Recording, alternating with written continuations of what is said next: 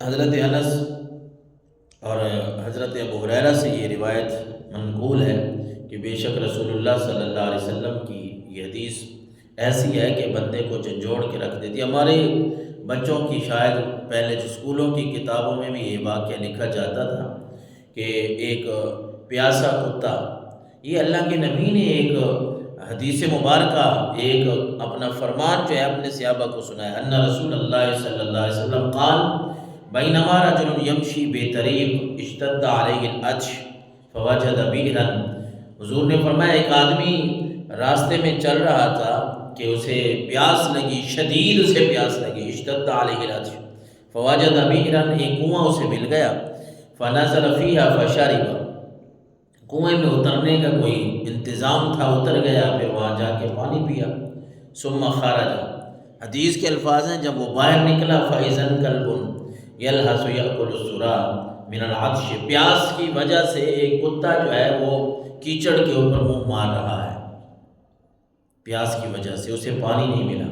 اب خدمت خلق کیا ہے، انسانوں کی خدمت پہ آپ کو کتنا اجر ملے گا، آپ اس حدیث مبارکہ سے اس حدیث مبارکہ کو سن کے آپ اندازہ لگا سکتے ہیں کہ جو بندہ اللہ اور اس کے رسول صلی اللہ علیہ وسلم کی رضا کے لیے دوسروں کے لیے آسانیاں پیدا کرے گا تو اس کو کتنا ثواب ملے گا۔ اچھا وہ انسان تھا، اب خود پانی پیا، باہر نکل آیا، دیکھا ایک جانور ہے، وہ بھی کتا ہے، وہ پیاس سے منہ مار رہا ہے کیچڑ کے اوپر۔ حضور نے فرمایا فقال الرجل لقد بلغ هذا الكلب من العطش مثل الذي كان بلغ بي۔ حضور نے فرمایا اس آدمی نے سوچا کہ جس طرح مجھے پیاس لگی تھی نا، اس کو بھی اسی طرح پیاس لگی ہے، جس طرح مجھے پیاس کی شدت تھی، میرا ذہن یہ تھا، میرا دل یہ کر رہا تھا کہ ابھی مجھے پانی ملے اور میں پانی پیوں، کیونکہ اللہ تبارک و تعالیٰ نے یہ نعمتیں بنائی ہیں، اور انسان کو جب شدید پیاس لگتی ہے اس وقت پانی ملے تو ایک راحت محسوس ہوتی ہے، سکون محسوس ہوتا ہے، بھوک ہے، پیاس ہے، دیگر اللہ تعالیٰ کی نعمتیں ہیں۔ جس نعمت کی ضرورت زیادہ ہو نا بندے کے جسم کو، اور وہ نعمت جب ملتی ہے اور اس وقت جو سکون ملتا ہے نا، اس کا اندازہ اسی بندے کو ہوتا ہے جس کو اس کی اشد ضرورت ہوتی ہے، اور پھر جو اس کی زبان پہ اللہ تبارک و تعالیٰ کے لیے تعریف نکلتی ہے، وہ چاہے ایک جملہ ہو نا، وہ بھی بڑے دل سے ہی نکلتا ہے کہ بندہ ایک سخت پیاسا ہے، اسے پانی نہیں مل رہا، جب وہ پانی پیے گا تو اس کی زبان پہ آئے گا یا اللہ تیرا شکر ہے، الحمدللہ پڑھے گا، اور یہ دل سے نکلا ہوا جو ایک جملہ ہے نا، یہ انسان کے لیے بڑا قیمتی ہوتا ہے۔ حضور نے فرمایا اس مرد نے سوچا، دیکھا کہ جس طرح مجھے یہ پیاس لگی تھی اس کو بھی اسی طرح لگ رہی ہے، لہذا فنظر البئر فملأ خفا، پھر وہ کنویں کے اندر اترا، برتن تو تھا نہیں اس کے پاس کہ میں کیسے جو ہے اس کو پانی پلاؤں۔ اچھا اس نے اپنا موزہ اتار لیا، اپنی جوتی موزہ اتارا، اس میں پانی بھرا، اور اس سے بھی اگلی بات جو ہے حدیث مبارکہ پہلے بھی آپ نے سنی ہوگی، لیکن برکت کے لیے جو الفاظ مجھے بار بار اس بات پہ مجبور کرتے ہیں کہ انسان کو یہ بات سمجھائی جائے کہ ایک دوسرے کا خیال کیسے رکھا جاتا ہے۔ ثم امسکہ بفیہ فسقى الکلب، حدیث کے الفاظ اللہ کے نبی نے فرمایا اس نے اپنے موزے کو، اپنے جوتے کو پانی سے بھرا، پھر اس کو اپنے منہ میں پکڑ لیا، منہ سے پکڑ لیا، اپنے دانتوں سے پکڑ لی، کیونکہ اب کنویں سے باہر نکلنا ہے، کنویں کے اوپر چڑھنا ہے تو ہاتھ تو استعمال کرنے ہیں، پاؤں بھی استعمال کرنا ہے، باہر آنا ہے، نیچی جگہ سے اوپر جو آنا ہے۔ حضور صلی اللہ علیہ وسلم نے فرمایا اب اس بندے کا آپ دل کی نرمی دیکھیں کہ ایک جانور کے لیے، نہیں تو کہہ دیتا یار کوئی نہیں ہے، برتن نہیں ہے، کی کرنا ہے، برتن جو نہیں ہے میرے کو، میرے پاس انتظام نہیں ہے، بھوکا پیاسا کھڑا ہے، کوئی ہو جائے گا اس کا انتظام، چلو جی ٹھیک ہے بس میں چلتا ہوں، مجھے پیاس لگی تھی میں نے پی لیا ہے نا، یہ جانور ہے، کتا ہے، کیا ہے، کھڑا رہے، میں اس کا کیا کروں،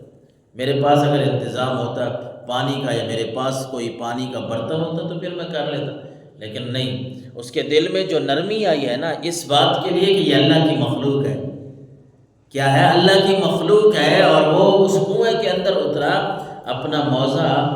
اپنا اس نے جوتا وہ پانی سے بھرا، اور پھر اس کو ثم امسکہ بفیہ، اپنے منہ میں پکڑ لیا۔ اب موزے کو یا پاؤں کی چیز کو منہ میں پکڑنا یہ کیسا ہے بھلا؟ ہم اس سے گھن کرتے ہیں،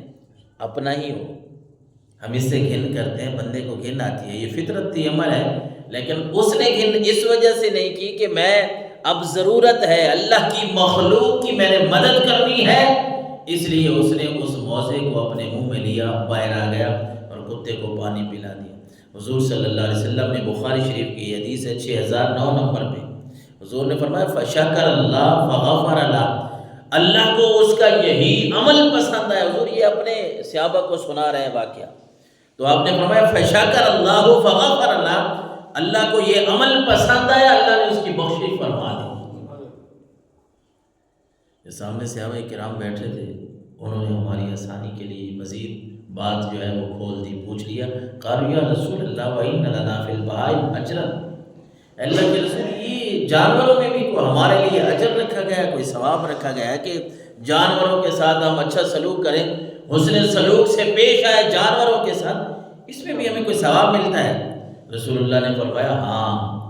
ہر ذی روح چیز جو ہے اس کے ساتھ جو بندہ اچھا عمل کرے گا، حسن سلوک کرے گا، اللہ اس کے اوپر اس کو اجر و ثواب عطا فرمائے گا۔ یہ میرے آقا علیہ الصلوۃ والسلام کی حدیث مبارکہ خدمت خلق کے لیے بہت بڑا جذبہ جو رکھنے والے ہیں ان کے لیے بڑی بے مثال ہے۔ یہ سبق بھی ہوتا تھا عام طور پہ، لیکن یہ حدیث مبارک ہے اور یہ سچی بات ہے، اللہ کے نبی نے اپنے صحابہ کو یہ واقعہ سنایا، تو آپ اندازہ لگائیں کہ پھر حضور نے یہ بھی فرما دیا کہ ہاں ہر ذی روح چیز جو بھی روح رکھنے والی ہے، وہ چاہے چیونٹی ہے، چاہے کوئی بڑا جانور ہے، انسان تو انسان کے کام آتا ہی ہے، ہر چیز کے لیے اللہ کے نبی نے جملہ ہی ایسا بولا، آپ نے فرمایا ہاں فی کل ذات کبد رطبۃ اجر، جو بھی ذی روح چیز ہے نا اس کے ساتھ تم حسن سلوک کرو گے، اللہ تبارک و تعالیٰ تمہیں اس کے اوپر اجر عطا فرمائے گا۔ اس لیے ہم چلتے ہیں راستے میں، کہیں جا رہے ہیں، آتے جاتے ہم دیکھتے ہیں، روڈ پہ جا رہے ہیں، کوئی راستے میں اگر ہم کوئی جانور دیکھ لیتے ہیں، کوئی ایسی چیز جو ہم سے ٹکرائے گی، ہم رک جاتے ہیں، اس کو راستہ دیتے ہیں، اس کا خیال رکھتے ہیں، یہ ہمارا فرض بنتا ہے۔ اور میں عرض یہ کرنے لگا تھا کہ اس حدیث مبارکہ سے آپ اندازہ لگا سکتے ہیں کہ جو اللہ کی مخلوق کی خدمت، اور پھر انسان اور مسلمان اور پھر جو محتاج ہیں، غریب ہیں، ان کی جو مدد کرتے ہیں، اللہ تعالیٰ ان کو کتنا اجر و ثواب عطا